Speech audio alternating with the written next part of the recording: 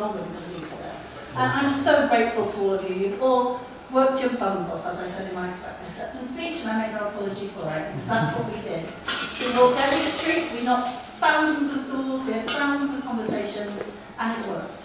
And it just shows what we can do when we pull together. It was a fantastic campaign, brilliantly run by Sandra, to whom I'm eternally grateful.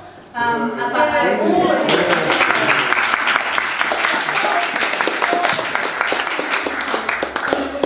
without you, we wouldn't have done it.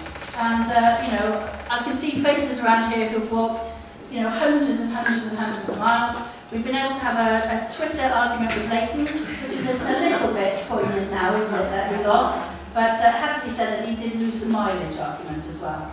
So, I don't know if you know, but he put up on Twitter that he walked 9.7 miles and went and said, well, I beat that. And then he said, well, I beat that as well.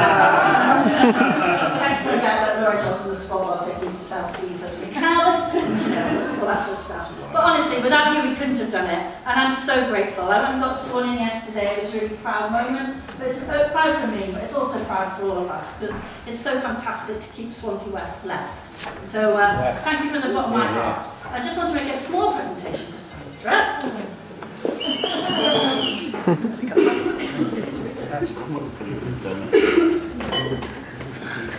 Hopefully you're enjoying. You can hear the clap.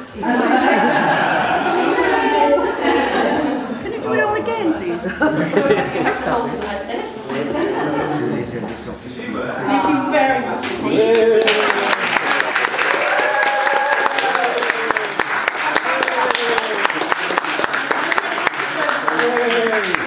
Two magnums of Prosecco, and a glass of anti-bottle of Prosecco.